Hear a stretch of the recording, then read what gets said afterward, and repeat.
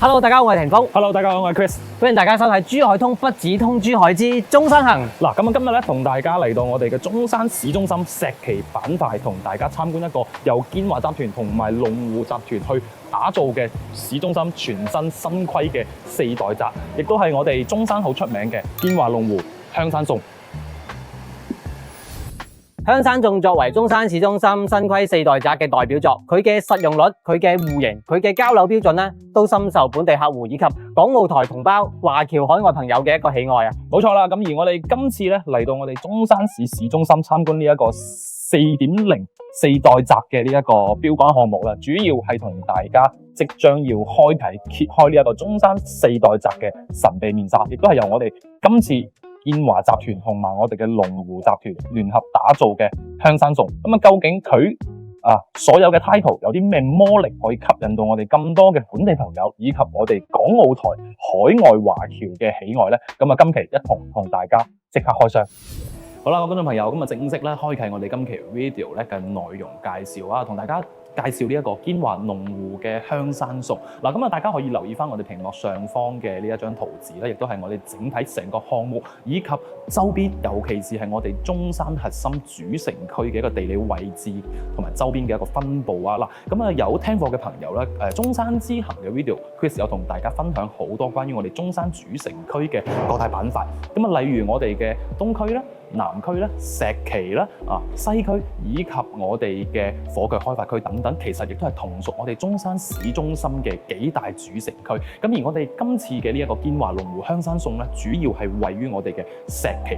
板塊。咁絕對係屬於我哋市中心最中心嘅一個地理位置。咁啊，大家了解石岐咧，肯定會有聽講過我哋例如旗崗新城啦，或者係我哋石岐區當中嘅好多嘅地標，咁啊，例如利和廣場啦，例如我哋嘅興中廣場啦，例如我哋等等好多嘅一啲富力中心啦，亦都係屬於我哋呢一條旗崗邊嘅之上嘅呢一啲地標。咁而我哋今次嘅建華龍湖香山頌啦，亦都係位於我哋石岐板塊當中嘅靠北邊嘅位置。佢距離我哋嘅旗崗新城嘅呢一條旗杆咧，係僅都係幾分鐘嘅輻射嘅範圍圈度。咁喺我哋主城區當中咧，呢一個樓盤佢嘅主營核心嘅亮點係4代宅之餘，亦都係我哋周邊享受到我哋整體市中心最優質、最方便嘅交通配套、生活配套、醫療配套以及我哋嘅學區配套啊，亦都係我哋今次呢一個建華龍湖香山頌嘅一個主營嘅亮點。以我哋今次參觀嘅呢個樓盤建華龍湖香山頌周邊5公里範圍輻射圈度，亦都可以10到15分鐘覆蓋到我哋成個中山最亮麗嘅各大嘅板塊，例如我哋嘅 CBD 板塊啦、東區啦，以及我哋各大嘅商業中心10到15分鐘嘅時間，全部可以覆蓋到。例如我哋嘅利和廣場啦，例如我哋富力中心例如我哋嘅萬象匯等等嘅呢一啲中山知名嘅地標咧，亦都係我哋周邊嘅輻射範圍圈度啦。咁再者，大家比較關注嘅就係我哋嘅中心區嘅呢一個交通路網嘅情況。首先，啱啱 Chris 同大家分享，我哋今次嘅樓盤係屬於我哋呢幾條大型主幹道嘅中心位置，亦都係位於我哋博愛1路到博愛7路中間段，博愛4路至博愛5路最繁榮、最核心嘅呢個地段當中啊。咁所以咧，周邊輻射嘅所有嘅生活配套、商業配套、醫療配套，亦都係我哋成個呢個石岐板塊當中最優質、最方便嘅一個地理位置。再者咧，就係關乎到我哋整體成個項目周邊嘅一個地鐵交通以及我哋出行嘅路網嘅情況下，大家亦都可以留意翻圖片上方啦。喺主幹道上面，如今大家比較關注嘅就係我哋呢一條地鐵18號線同埋港珠城軌鐵路即係我哋嘅港珠城軌呢個輕軌嘅部分。首先咧，距離我哋嘅中山站total 嘅揸車距離亦都係15分鐘嘅時間可以到達。再者就係我哋呢一條地鐵18號線啦，未來亦都會喺我哋樓盤方圓2公里嘅範圍內會有2個地鐵站，一個就係我哋嘅旗崗新城站，以及我哋嘅石岐站，亦都係我哋嘅樓盤附近嘅位置。再者咧，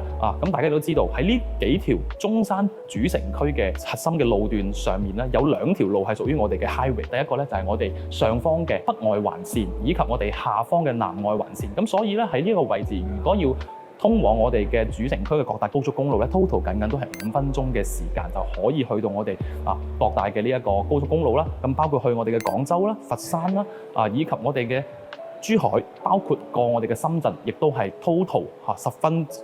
鐘嘅時間就可以上到我哋嘅高速，咁通往各大嘅城市，咁真正打造我哋1小時甚至乎係未來半小時嘅大灣區生活圈啊！咁喺我哋今次呢個樓盤咧，除咗係我哋有好優質嘅商業配套、生活配套、醫療配套，以及最一個亮點，亦都係我哋大家或者係本地客戶比較關注嘅學區房啦。咁而喺我哋成個樓盤附近，方圓大概2公里，將會有我哋接近12間嘅中小學嘅部分。咁而我哋中山最出名嘅一間學校就係我哋嘅中山市華僑高中部，以及我哋嘅中山市實驗學校亦都係我哋樓盤方圓嘅1公里嘅範圍內。咁喺呢一啲校區校網嘅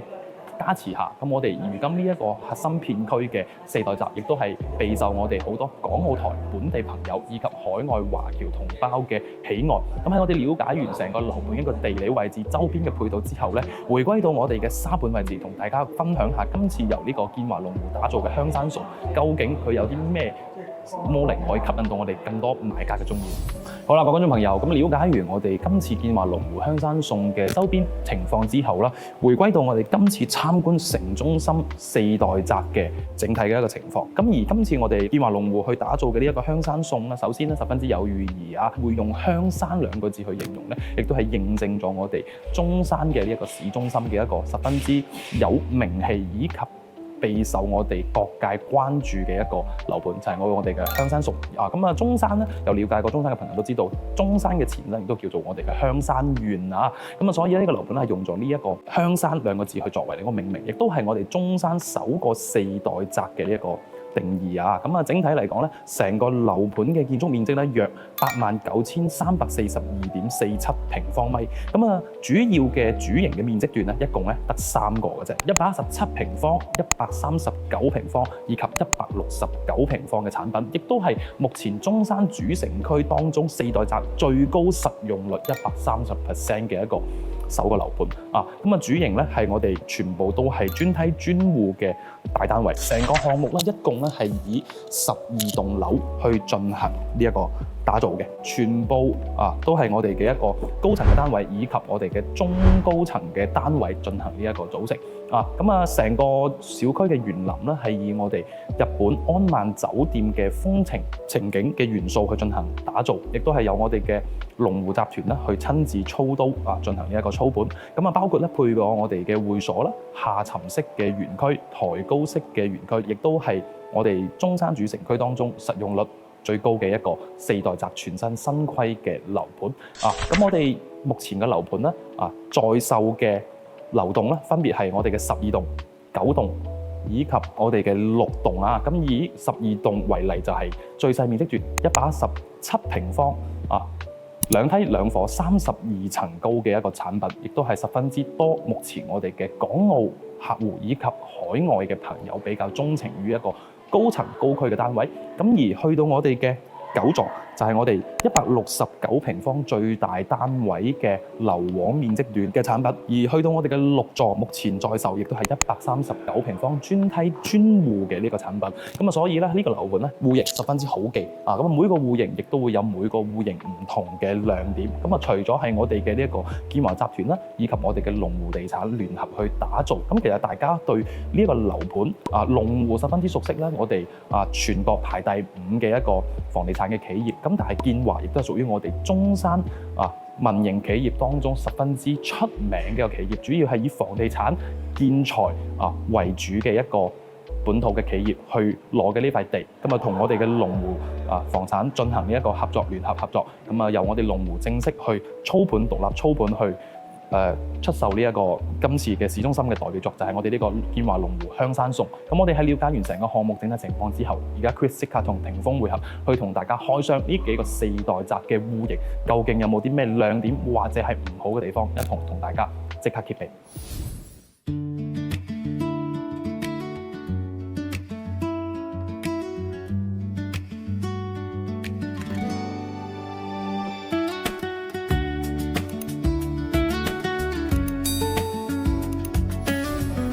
好啦，咁啊，先由田豐為大家介紹我哋現時屋苑在售最細嘅單位117平方嘅4房2廳2衛嘅戶型啦。咁啊，大家聽 Chris 為大家介紹過啦，我哋屋苑嘅話咧，無論係117又好，139或169平方都好，都係做到2梯2房獨梯獨戶嘅。咁啊，我哋而家咧已經係入到嚟117平方嘅呢一個單位裏邊㗎啦，大家可以感受下個空間咧非常之大，因為咧發展商係用咗現時啦比較新穎嘅 LDGK 設計，將我哋飯廳、廚房甚至乎客廳、露台、房間都融合埋一齊，整體可以用嘅空間咧非常之大。嗱，咁啊，大家可以首先，我覺得呢個戶型值得推薦俾大家嘅係咩咧？首先係一個非常之大氣嘅客廳。嗱，咁啊，我哋呢個開間咧係4.5米嘅。如果將我哋隔離嘅房間進行咗打拆之後咧，成個廳嘅開間咧係達到7.2米嘅開間，所以成個廳嘅採光可以活動空間加大咗。嗱，原本係4房，但係經過改造變成3房嘅設計，亦都係可以滿足翻大家嘅居住需求。咁啊，其次啦，咁啊亦都係一個比較有特色啦，就係到咗我哋嘅露台位置。咁啊，呢個戶型嘅格局咧，其實同我哋以往有介紹過喺珠海嘅產品，例如華發天璽啦、華發金灣府啦等等嘅項目，其實都係差唔多。不過嚟到中山嚟講咧，反而感覺佢嘅實用率咧，佢空間嘅可使用性咧會更加之大。咁啊，另一個特色嘅話咧，係我覺得佢嘅露台方面，咁啊呢個露台咧同樣客廳係4.3米，再搭配翻我哋呢一個3.3米嘅無人機露台嚟講嘅話咧，佢長度係達到7.8米嘅，所以整體可以用嘅空間咧，戶外嘅空間咧又加大咗，所以正正就係呢啲單位呢啲空間嘅實用性形成咗呢套單位反而好多我哋港澳客戶會中意嘅一個因素之一。嗱，咁啊，我哋戶型咧會有139啦、169平方啦，嗰啲單位咧會比較深受本地客戶喜愛，甚至乎一啲外國回流嘅客戶。咁啊，我哋香港客戶咧，我建議就係可以考慮翻呢一個117平方嘅性價比非常之高，而且咧實用性亦都非常之強嘅戶型。嗱，咁啊，戶型格局方面嘅話咧，從入門口開始咧就到咗我哋嘅飯廳位，然之後隔離就係廚房。咁啊，整體嘅空間動線啦，亦都係十分之便利嘅。咁啊，其次啦，房間咧。嗱，原本呢邊係會有我哋嘅第一間房間，亦都係我哋客廳隔離嘅呢間房間嘅。total 嘅面積嘅話咧，大概係9個方左右。咁啊，如果進行咗打拆之後，就可以融合埋我哋嘅客廳噶啦。所以整體嘅可用性嘅話咧，可換性嘅話咧，亦都係十分之強。咁啊，另一間房間咧就會位於我哋嘅客廳另一邊。咁啊，呢個房間咧可以大家作為保留，可以俾我哋嘅兒童房啦，或者用嚟做客房啦。咁啊，如果做客房嘅情況下，或者做一間多功能房嘅情況下，做書房嘅情況下，就唔會同我哋主卧嗰邊有形成任何嘅影響啦。咁啊，私密性嘅話咧，亦都係加強咗。好啦，咁啊，另外嘅2間房間咧就會遍佈於我哋另外嘅靜區。嗱，咁啊，經過過渡位置到嘅第3間房係呢一間。嗱，咁啊，戶型大家可以見到嘅。無論係客廳、客房，咁啊，同埋我哋而家介紹緊嘅第3間房，3間房間包括最後介紹嘅主人房，都係朝南向，同我哋客廳一樣。所以其實佢嘅採光度、景觀面嘅話咧，亦都係可以俾到大家最好嘅體驗。嗱，咁啊，呢邊咧係我哋嘅公共洗手間嘅位置。咁啊，畢竟啦，佢做咗4房，動區大家見到好舒適啦。咁啊，功能區嚟講嘅話咧，空間感同埋佢嘅一個裝修嘅格調咧，亦都係做得十分之唔錯。好，咁啊，嚟到我哋最後嘅主人房部分啦。咁啊，主人房咧，其實亦都係同我哋珠海介紹嘅好多樓盤現時新規嘅住宅產品亦都係一樣啦。做咗我哋270度嘅曲尺窗，而且咧，大家要值得注意嘅話咧，就係我哋現時屋苑用嘅交樓標準，例如呢啲窗嘅位置嘅話咧，窗嘅用料咧，亦都係比我哋以往介紹嘅產品咧係比較高級同埋更加之實用，因為咧佢係。無論係裏邊或外邊咧，亦都係用咗12毫米嘅一個玻璃，包括翻我哋裏邊咧係做咗中空嘅。咁啊，呢個咧亦都係我哋現時高檔樓盤所用嘅中空 low-E 玻璃。咁啊，嚟到我哋主人房嘅呢一個空間，大家可以感受下。擺咗床之後，3邊都可以落床，同埋可以活動嘅呢啲過渡位同埋落地嘅空間咧，亦都係加大咗，以及咧亦都係可以俾到大家。擺放更加多唔同嘅收納櫃，咁啊，亦都係可以做埋我哋女士比較常用嘅化妝台啦。而且嗱，咁啊，我哋洗手間嘅部分空間嚟講嘅話咧，亦都係非常之舒適嘅。所以呢一個戶型啦，可以講係好難挑出佢唔好嘅毛病啊。所以其實我覺得呢個單位咧，亦都係以往成交比較多嘅客戶咧，都係我哋港澳嘅客戶，因為呢個戶型咧，確實無論係佢嘅面積啦、佢嘅實用性啦、佢嘅價錢啦，抑或佢嘅交樓水準啦，都同我哋嘅大單位嘅話咧，都係相差無異。所以嘅話咧，呢個戶型值得係大家過嚟現場感受下，或者係真正係攞翻更加多詳細嘅資料俾到大家作為參考。咁我哋而家再去睇睇另外嘅大少少嘅戶型。好啦，各位觀眾朋友，嗱咁啊，霆鋒咧將支咪交咗俾 Chris 啊 ，Chris 咧而家同大家分享呢一個戶型咧，亦都係我個人認為目前喺建華龍湖香山餸當中咧，我自己最中意一個戶型，139平4房2廳3衛喺豪宅線少咗一個平方嘅產品啦。啊，咁我現時身處嘅棟數咧6棟6座啊，咁啊一個總層高15層2梯2伙嘅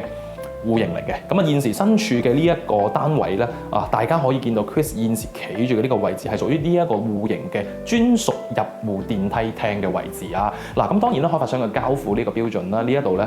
係有個呢個空間俾到大家。嗱，咁啊 total 大家可以感受下呢個位置有幾多嘅面積段啦。咁啊作為自己私家入戶嘅空間，可以自己去獨享嘅一個享受嘅位置。咁呢個戶型咧啊咁做咗我哋嘅4房2廳3衛嘅產品，咁可以講咧，係我哋新規嘅產品當中體驗到一個啱啱 Chris 同霆鋒同大家分享嘅呢一個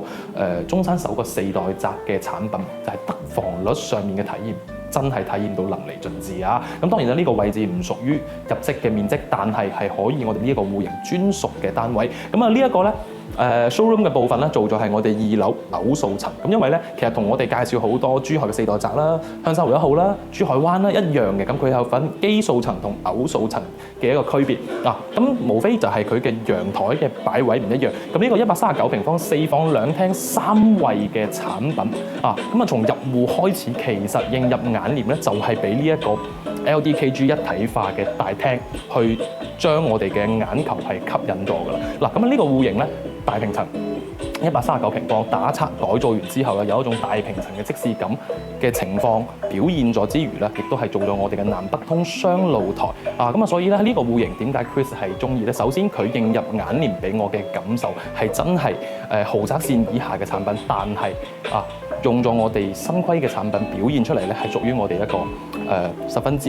亮麗嘅一個狀態。好啦，咁我哋先從入戶嘅部分同大家介紹啦。咁入戶嘅部分，大家可以見到會有一個小嘅玄關櫃嘅位置啊，作為我哋嘅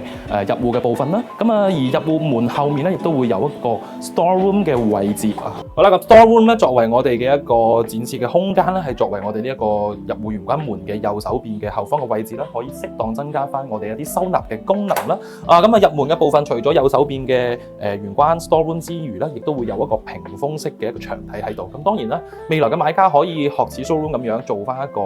迎賓嘅畫啦，或者放翻一啲藝術展品喺度，作為我哋入戶嘅一個獨立嘅空間。咁再入到嚟我哋呢一個廳堂啦，首先因為咧呢度要同我哋各位觀眾朋友去解釋翻。首先咧，我哋現時身處嘅樓層咧係屬於我哋嘅2樓，2樓咧係偶數層，亦都係我哋2樓成棟樓當中嘅特殊戶。咁呢個2樓嘅特殊戶咧係會有我哋嘅南北通雙露台。咁而樓上打賞嘅單位咧，佢係同樣地係南北通，但係佢係單露台嘅產品，所以呢度咧要同大家區分翻。我哋現時身處呢個咧係2樓嘅 showroom，係一個特色單位啊。好啦，咁啊嚟到我哋現時身處嘅呢一個飯廳、客廳啊、廚房以及我哋嘅偏廳改造之後嘅 LDKG 一體化嘅狀態啦，咁啊整體成個飯廳偏廳嘅空間啦，係8.4米嘅一個開間啦，咁所以講十分之亮麗，十分之搶眼。咁現時中山首個4代宅做到8.4米嘅開間，經過我哋嘅改造之後，咁所以咧成個showroom 嘅狀態俾我嘅感受啦，真係可以叫用豪華2個字咁大嘅面積段，究竟要點樣用？點樣將呢一啲空間利用到極致咧？我相信可以將答案或者呢一個問題交到俾我哋中意呢一個戶型嘅或者中意呢個樓盤嘅買家啊！咁首先我哋玄關位置入到嚟咧，會先經過我哋嘅飯廳嘅部分啦。咁開發商配咗一張6至8人嘅圓台啊，咁因為呢個2樓特色戶，咁所以後面咧會有我哋一個陽台生活露台嘅部分，作為我哋嘅一個贈送嘅面積啦，咁再延伸過到嚟咧，會有我哋嘅呢一個廚房啦。咁當然啦，現時嘅 showroom 並唔係好似視頻所見嘅交標狀態啦。咁包括呢個中島咧，亦都係非交標嘅狀態。咁未來如果大家對於呢一個中島感興趣，亦都可以自己進行呢一個安置。咁呢個戶型咧係一個 L 字型嘅廚房啦，半開放式嘅，咁可以標配咗我哋嘅雙開門冰箱嘅預留位置啦，3件套啦，作為我哋嘅交付標準。咁再延伸過到嚟啊，因為呢一個戶型咧係一個4房2廳3衛嘅產品啦。咁入戶飯廳到我哋嘅客廳，再到如今呢一間房打拆咗個偏廳咧，係作為我哋嘅呢一個改造嘅部分。咁而係未改造前提下咧，飯廳同客廳中間連接處嘅右手邊會有我哋第一間嘅套房。咁呢間套房亦都係沿住我哋嘅景觀露台啊。咁 total 啦，呢個套房十分之亮麗啊。咁啊，首先如果唔計埋陽台嘅面積，揸呢度瞓覺嘅地方啊，擺床嘅地方都已經 total 有成15個平方啊。咁啊，再者咁佢亦都係帶我哋嘅套間嘅。咁啊，包括我哋嘅套廁入面咧，亦都會見到我哋嘅馬桶區域、企缸區域、洗手盆嘅區域，全部做好俾大家。咁當然呢一個套房嘅套廁咧，係會對住我哋嘅瞓覺嘅床位部分，咁所以喺入戶嘅走廊嘅部分，可以適當地增加翻一個屏風式嘅衣帽間進行呢一個阻隔。咁好處就係呢一間房係同我哋嘅陽台進行呢個連通嘅，咁可以通過呢一間房，我哋行出去陽台度同大家感受一下。係啦，咁啊飯客廳嘅開間啦，8.4米啊，打拆完之後，咁其實咧呢一度連埋我哋嘅廚房啊，連埋我哋嘅客廳、偏廳嘅位置嘅 total 咧已經係超過10米嘅一個長度啊，亦都係作為我哋中山首個4代宅新規嘅一個露台。咁啊再延伸過到嚟咧，會過到我哋嘅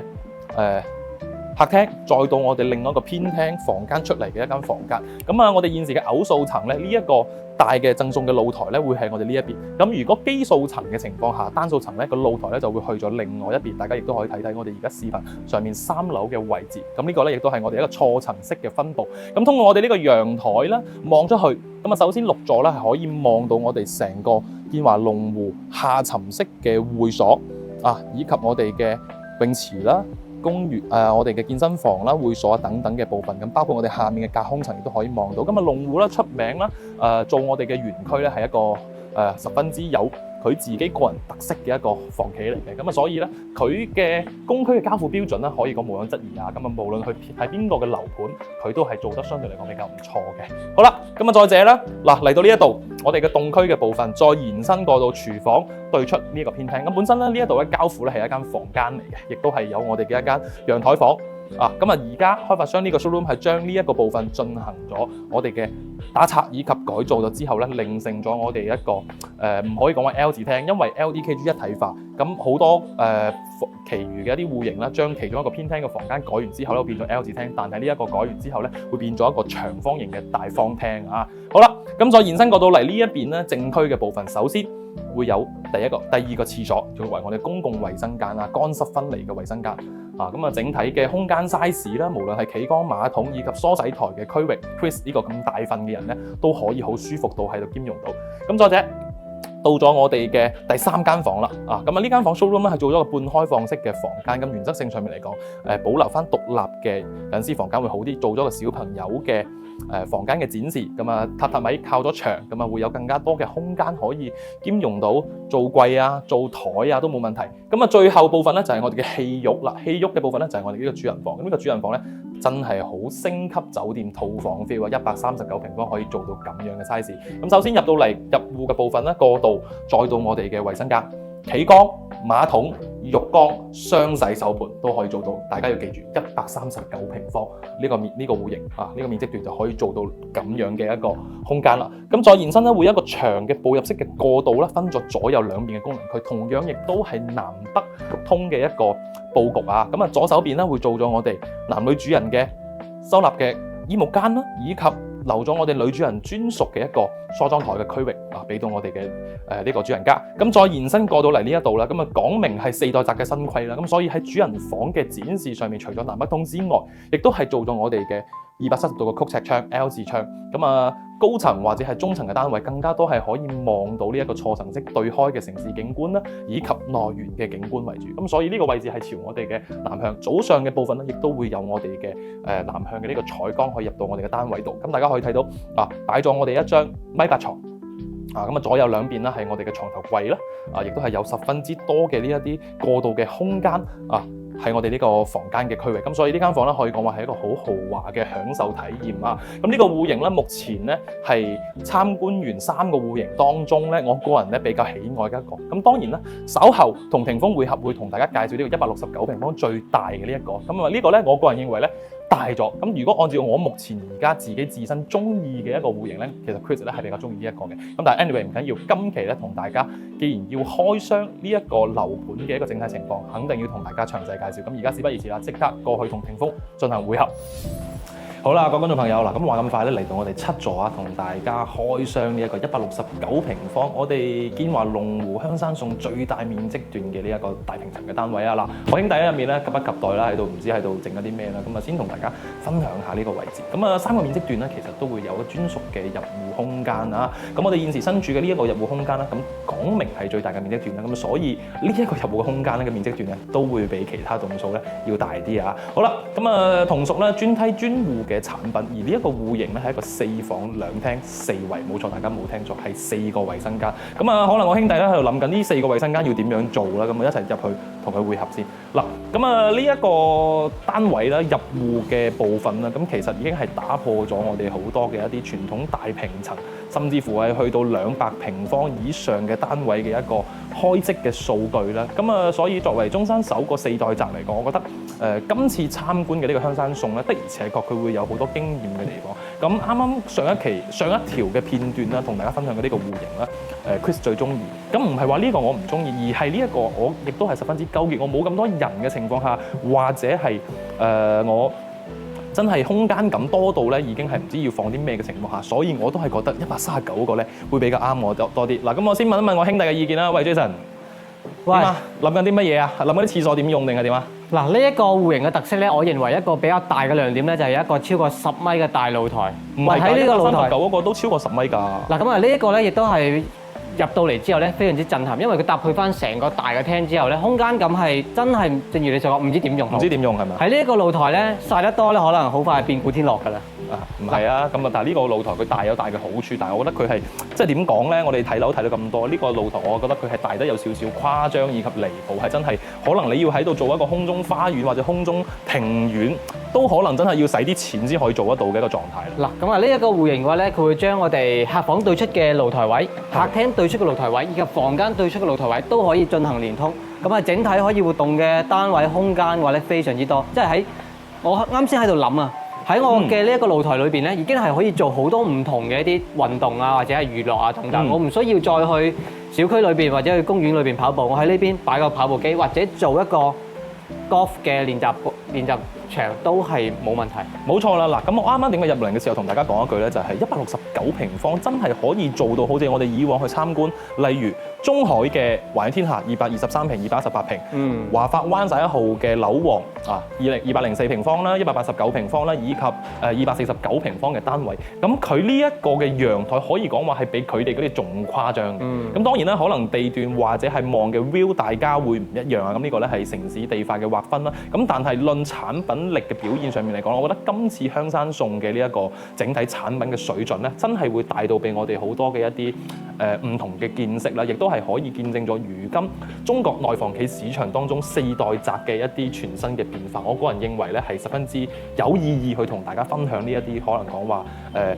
區別於傳統產品以上嘅新產品，的而且確係有佢嘅亮點之處啊！冇錯啦，咁啊，正如一開始啦 Chris 為大家介紹嘅入戶嘅電梯堂空間啦，成個盤無論大抑或細嘅戶型，咁門口都係自己獨立嘅空間。其實呢種產品嚟講嘅話咧，佢係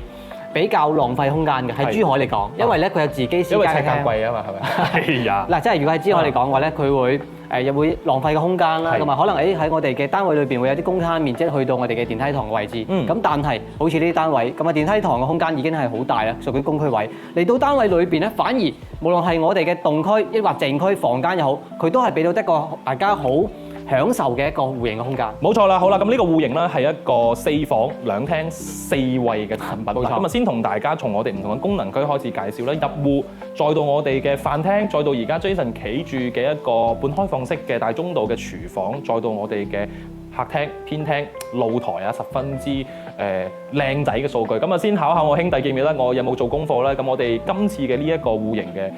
開積係幾多啊？嗱，咁啊呢一個戶型嚟講嘅話咧，佢唔需要進行打拆改動，單單呢一個客廳嘅開間咧，已經係達到8米嘅開間㗎啦。冇錯啦，所以係十分之誇張。啱啱 Chris 同大家介紹嘅呢一個139平咧，係打拆咗房間之後係有8.4米嘅開間。咁而呢一個係單齋我哋呢一個廳已經係有8米嘅開間啦，所以十分之誇張嘅數據。咁而我哋呢一個主廳嘅左手邊會迎嚟我哋第一間嘅套房啊，咁同大家介紹下。咁首先咧，通過我哋嘅一個隱藏藏門啦，開發商嘅 showroom 做咗個隱藏門，入咗嚟之後會有一個步入式嘅過渡位，咁先會經過我哋嘅一個套廁嘅部分啦，係啦，咁啊有我哋嘅馬桶、企缸以及洗手盆嘅區域，咁包括入戶嘅部分，亦都係一個玄關收納櫃啊等等嘅一啲功能區。咁再延伸入到嚟咧，呢一個咧係首先同啱啱 Jason 分享嘅一樣，連接住我哋嘅主露台嘅景觀露台，朝翻我哋嘅南向，有採光入到嚟之餘，咁我哋現時咧 showroom 係做咗一個三便落床啦，咁但係呢一個咧係一個米半床嚟嘅，咁如果係要做米八床嘅情況下咧，咁可能有一個床頭櫃咧就要犧牲啦。咁整體嘅空間嘅佈局以及過渡位咧，都係尚算比較開闊嘅，作為我哋第一間套房或者係我哋嘅父母房啦，係啦。咁再延伸出到嚟啦，先會正式進入咗我哋呢一個主廳嘅部分，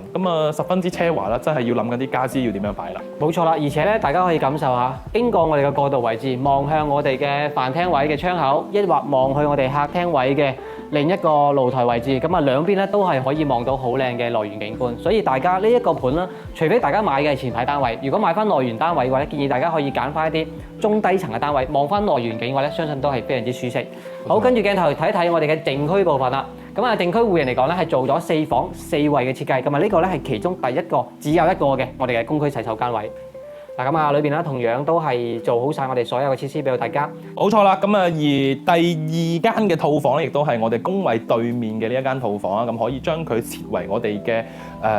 客房啦，或者係兒童房、公主房都冇問題啊。咁首先咧，大家可以見到，咁呢個空間咧作為我哋瞓覺嘅部分咧，係可以做到三面落床。咁就算你係做米半床或者米八床咧，都可以做到三面落床。咁包括呢一邊仲可以做翻一啲通頂嘅衣帽櫃啦，亦都可以做到。咁最亮點嘅部分就係佢呢一個位置對出嘅露台咧，就係我哋景觀嘅主露台。咁而呢一邊嘅偶數層嘅位置咧，咁佢嘅呢一個露台咧，會係我哋呢一間房嘅對出嘅部分。咁所以咧，呢一個房間打開嘅一個空間會直接出到我哋嘅戶外，感受到戶外嘅一個狀態。咁而基數層咧就會係我哋另外入門嘅嗰一間套房嗰度。咁所以咧，展示下俾大家睇嘅一個狀態啊。十分之奢華嘅呢一個戶外嘅空間。好啦，再延伸出嚟過渡咧，就係霆鋒對面嘅呢一間房啦。冇錯啦，因為咧唔知係咪睇咗呢個單位，從入門口嘅位置已經感受到好大嘅使用空間。終於揾到呢套單位嘅好細嘅地方，唔好嘅地方就係呢間房間好細啊，得10個方，得100尺嘅單位咋。即係喺呢個單位嚟講嘅話咧，相對係比較細嘅房間，就係呢個單位嘅一個唔好嘅缺點。係啦，而最後嘅部分咧，同霆鋒一齊參觀下我哋呢一個戶型嘅戲肉啊，亦都係我哋嘅主人房。咁呢個主人房咧，首先同啱啱139平方嘅戶型一樣，會有一條長嘅過渡嘅步入。步入之後咧，左手邊會係我哋嘅瞓覺嘅正區嘅部分。同樣地咧，做咗270度嘅 L 字嘅曲尺窗，感受到我哋南向嘅全線嘅採光，包括望翻我哋內園嘅部分。整體嘅採光感或者係窗外嘅視野，我都認為咧係十分之唔錯嘅。冇錯，同時啦，呢一邊嘅話咧，亦都係有配備咗我哋真係比房間更加大嘅洗手間、主人間嘅套房位置。大家可以感受下雙星盤嘅設計，搭配翻我哋浴缸、企缸，包括坐廁嘅空間。成個格局嚟講嘅話咧，佢冇多餘嘅一啲轉角位，或者係一啲不規則嘅圖形，比較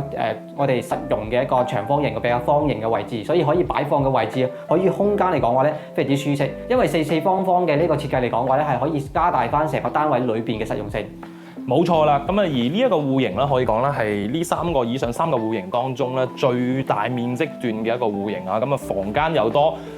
洗手間又多，可以真係交由俾我哋各位中意嘅買家去對呢一個單位進行呢一個改造或者係玩啦。我個人認為呢個戶型咧絕對嘅可玩性係十分之高因為咧亦都唔需要花太多嘅價錢去進行呢一啲結構性嘅改造啦因為咧佢交標上面嘅空間感嘅展現嚟講咧，絕對係可以講話係三個戶型當中空間感係最強嘅。但係如果大家係中意價碼可以再低少少，想要一啲可玩性嘅，咁 Chris 咧推薦呢個啱啱我好中意139平嘅139平嘅呢個單位咧俾大家。綜上所述咧，今次同大家參觀呢一個建華龍湖嘅香山頌啦，佢作為我哋中山主城區當中首個全新嘅4代宅，佢的而且確會有一啲可圈可點嘅亮點可以俾到大家。當然啦，可能大家要追求而家好多嘅一啲要帶景觀嘅單位嘅情況下，喺中山嘅主城區當中咧想要望翻一啲即係一線臨江呢一啲景觀嚟講咧，的而且確呢個樓盤佢唔係以景觀線作為主打，係以我哋嘅居住氛圍作為佢呢一個樓盤嘅核心主要嘅賣點嘅。嗱咁啊，你認為139平方就係你覺得推薦俾大家嘅？係。咁我就認為117平方呢個咧就真係值得推薦俾大家嘅。點解咁樣講咧？嗱，首先面積段咧最細，但係可以享受嘅空間咧唔細喎。係。以及嘅話咧，咁啊大家可以見到啦，正如啱先阿 Chris 為大家介紹嘅，因為現時呢個屋苑咧係位於我哋中山嘅市中心。係。市中心嘅樓咧，唯一嘅缺點我認為咧就係佢冇乜景觀資源。但係呢個屋苑嘅話咧，前面會有個好靚嘅鳳鳴湖啦。係。同時咁啊，如果大家算入翻前排嘅單位，基本上嘅貨量咧已經售罄得七七八八㗎啦。咁啊，所以但係望得靚嘅景觀單位係咩咧？就係佢高層，因為高層嚟講咧，佢足夠高，咁啊 total 咧有32層高啦，咁啊前方嘅單位只有10零層嘅高度，所以大家只係需要買超過20零樓，最好就鳳凰樓啦，28、9啊等等呢啲高層單位，就可以越過我哋前方嘅大單位啦，以及望翻更加之遠處嘅城市景觀，所以視野嚟講話咧非常之唔錯。冇錯啦，咁啊所以咧我哋如今亦都係分享呢幾個戶型嘅一個價錢俾到大家，咁大家亦都可以根據自身嘅呢一個要求啦，或者係對於戶型，或者係對於呢一個樓盤或者居住人數嘅一個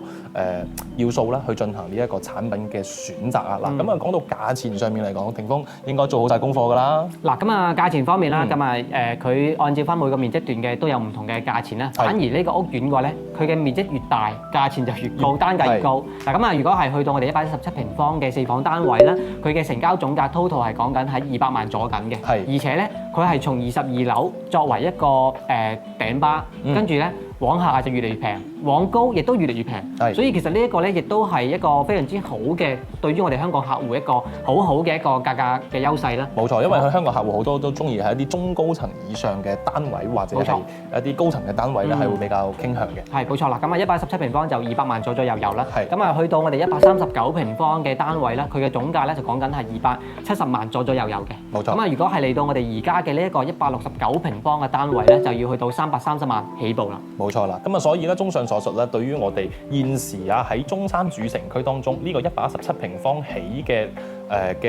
戶型段啦，再139同169，其實佢嘅價錢綜合落嚟講咧，絕對係可以講係主城區嘅一個性價比，因為的而且確同大家分享過就係關於我哋中山好多主城區點解會有咁多嘅港澳朋友啦，或者一啲海外嘅華僑咁中意。首先佢真係會有一個好便捷嘅呢一個生活配套啦、醫療配套以及交通同埋商業配套等等。咁再者咧，點解呢一個主城區嘅樓盤會比我哋早期介紹嘅其餘嘅樓盤嘅價錢要貴啲？主要嘅原因係因為呢一個位置亦都係我哋嘅學區房啊。咁學區房咧，可能對於我哋好多嘅一啲港澳台海外嘅朋友，佢唔係一個好必要嘅要素，但係佢對於我哋好多嘅一啲主城區嘅買家、本地人嘅買家，甚至乎係呢個樓盤未來嘅溢價空間嚟講，佢絕對係佔咗一個好大嘅優勢以及呢個因素。咁啊，所以咧，今次係我哋主城區嘅呢一個樓